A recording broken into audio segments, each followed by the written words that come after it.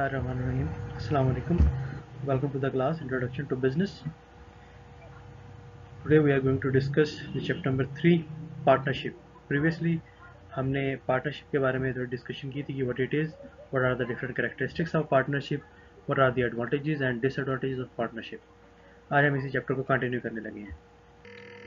अब हम बात करते हैं फॉर्म्स ऑफ पार्टनरशिप की. हमारे पास दो ब्रॉडर फॉर्म्स होती हैं, एक जनरल पार्टनरशिप होती है और एक लिमिटेड पार्टनरशिप होती है.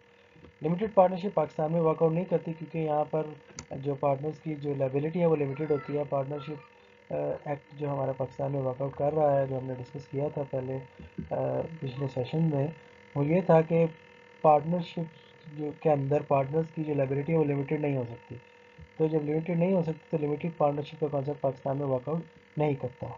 दूसरी टाइप होती है हमारे पास general partnership.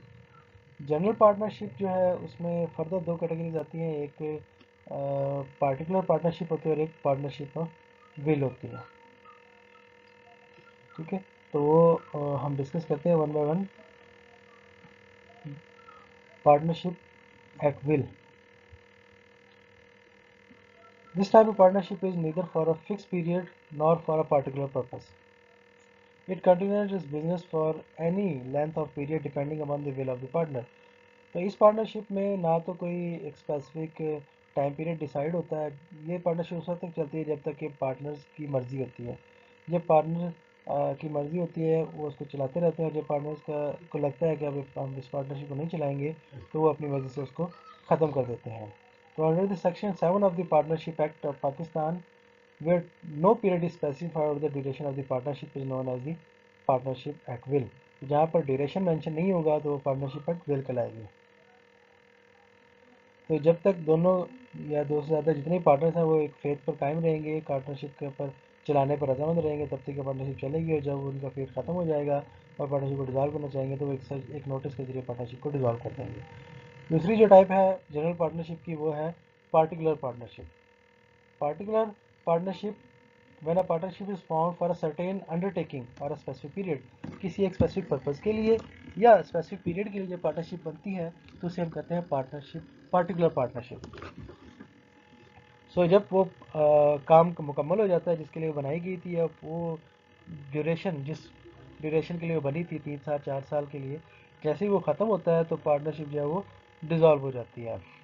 For example partnership जो थी वो 4 साल के पीरियड के लिए बनी थी और 4 साल जैसे ही ख़त्म होंगे तो फर्म ऑटोमेटिकली जो है वो डिज़ोल्व हो जाएगी. तो इसे हम कहते हैं पार्टिकुलर पार्टनरशिप. तो ये थी different types of partnership. Now check the difference between sole proprietorship and partnership. अभी हमने डिटेल में डिस्कशन कर लिया, सोल प्रोप्राइटरशिप की भी कर ली है और पार्टनरशिप की कर लिया है. अब हम इनके दरमियान डिफरेंसेस को चेक करते हैं. तो पहला डिफरेंस है ऑनरशिप का, कि पार्टनरशिप और सोल प्रोप्राइटरशिप में पहला डिफरेंस ऑनरशिप का है. सोल प्रोप्राइटरशिप में जो है वो एक पर्सन ऑनर होता है, लेकिन पार्टनरशिप में मिनिमम 2 और मैक्सिमम 20 फॉर बैंकिंग सेक्टर, और विद नॉन बैंकिंग सेक्टर तो वो ज़्यादा हो सकते हैं, 50 तक भी जा सकते हैं.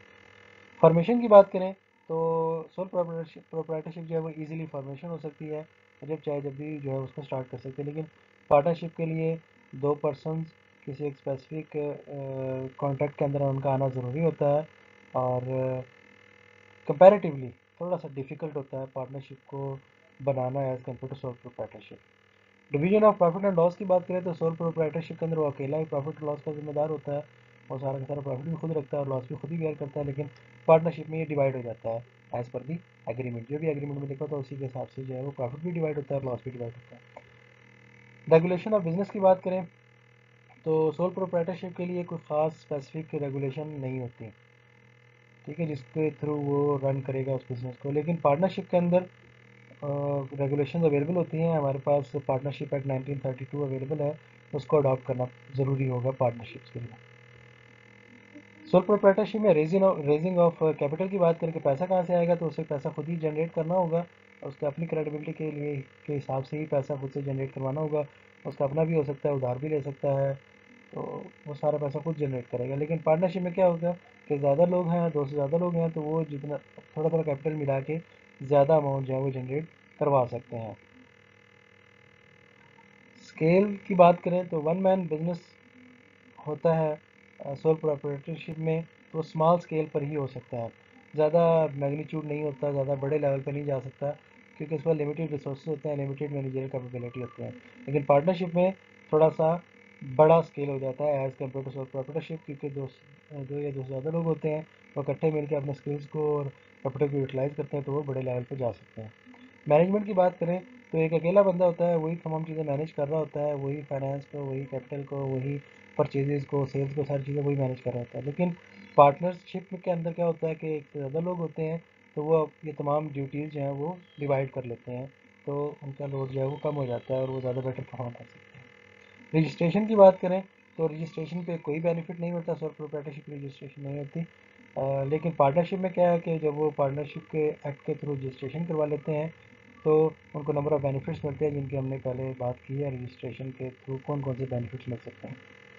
Then question of succession, the ownership of business passes on through succession, कि जब तक वो पर्सन चाह रहा होता है सोल प्रोप्राइटर, तब तक वो पार्टनरशिप चल रही होती है, उसमें किसी की इंटरफेरेंस नहीं होती। ठीक है, अगर जैसे ही वो मरता है तो उसकी जो सक्सेशन है, मीन्स के वो ट्रांसफ़र है, वो उनके बच्चों को या उसके भाइयों को ट्रांसफ़र हो जाती है सोल प्रोप्राइटरशिप में। लेकिन पार्टनरशिप में सक्सेशन नहीं होती। जैसे ही एक बंदा जो है वो मर जाता है या एग्रीमेंट ख़त्म हो जाता है, तो वो उस वक्त पार्टनरशिप डीड जो है वो क्लोज हो जाती है, फिर नई पार्टनरशिप डीड लिखनी पड़ती है, तो ऑटोमेटिक सक्सेशन नहीं होती, ट्रांसफ़र ऑटोमेटिक नहीं होती। देन बिजनेस सीक्रेट्स की बात करें तो बहुत ज़्यादा क्लोज होती है, एक ही बंदे के पास सारी इन्फॉर्मेशन होती है, तो सीक्रेट्स हाइड नहीं होते। लेकिन यहाँ पर भी पार्टनर्स के दरमियान रहती है, पार्टनर्स से बाहर सक्सेशन वो जो बिजनेस सीक्रेट्स हैं वो नहीं जाते।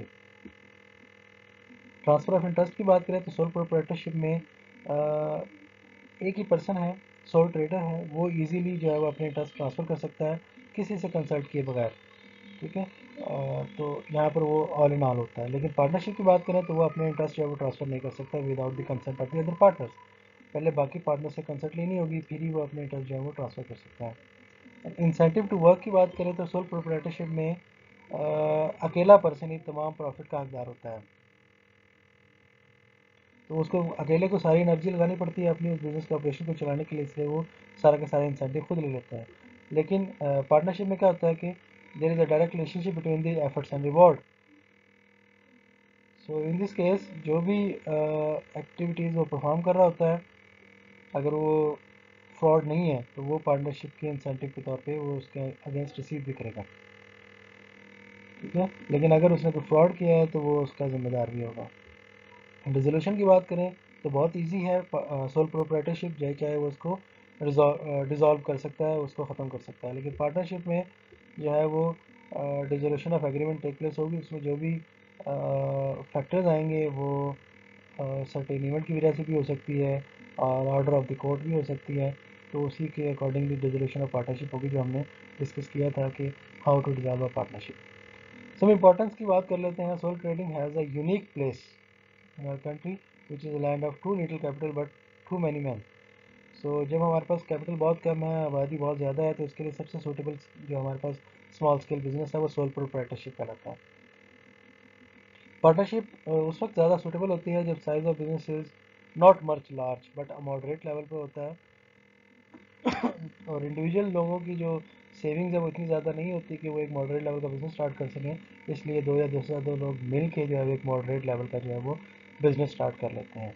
So these were the differences between the partnership and sole proprietorship. इससे रेलिवेंट कोई भी क्वेश्चन, कोई भी प्रॉब्लम हो तो वो आप डिस्कस कर सकते हैं अपने क्लास के ग्रुप में, और जो लोग ग्रुप में अवेलेबल नहीं हैं वो लोग जो है वो इस वीडियो के कमेंट सेक्शन में कमेंट कर सकते हैं, उनको टाइमली जो है वो आंसर किया जाएगा। Thank you.